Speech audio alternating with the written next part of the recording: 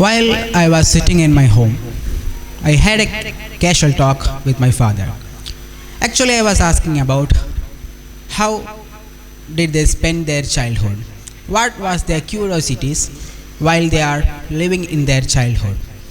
And he answered me that the most important question of the day was, in the age of a computer, what is our role or what is the work that we are going to handle?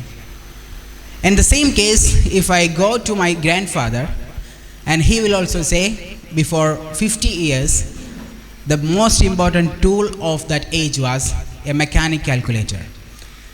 Then I am living in the world where there is a mobile phone which is more powerful than that computer or that mechanical calculator.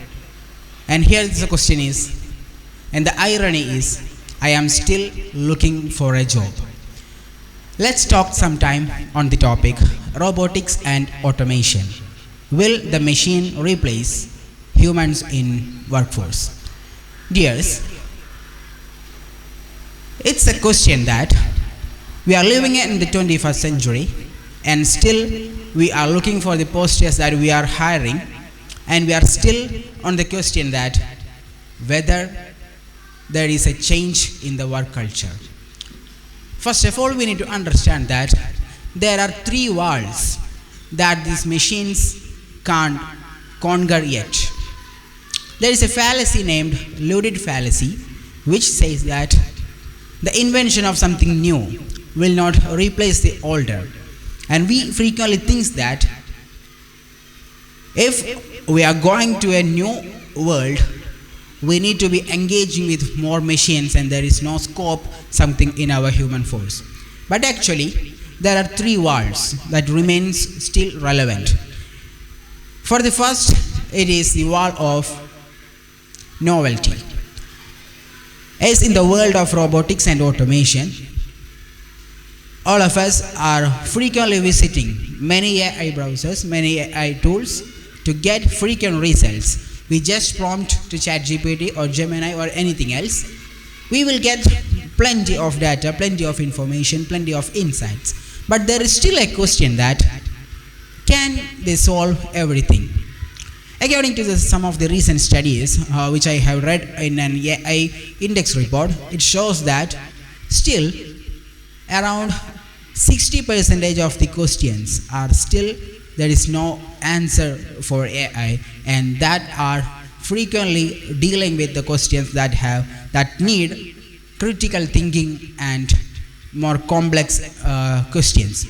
So the answer is that is a wall still remains on the machine, and here the human have their own role. And the second wall is the wall of empathy. There is a question whether a robotics or automation can climb the wall of empathy. We need to understand that as a human beings, we have our own values.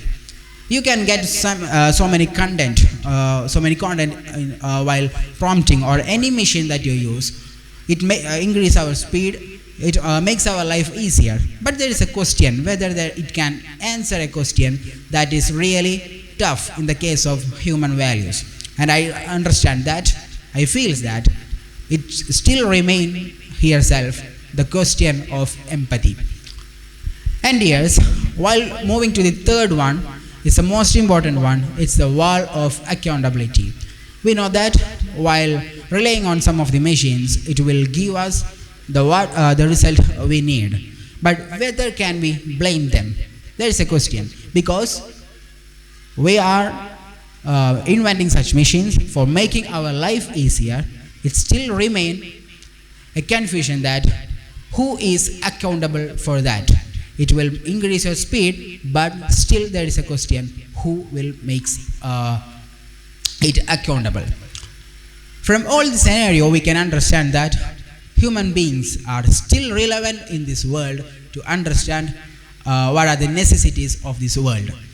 And some of the recent studies published by the LinkedIn, one of the most recruitment agency, they still say around above 90% of interviewers still look forward on soft skills instead of your machine knowledge. because in the world of robotics and automation, it's sure that you need to go with some of the machines and everything, but there is still relevance for finding something soft skills there also. So ultimately we need to understand that only the world culture is really evolving, but the situations all around keep steadily in every days. As I said in the starting, there was a question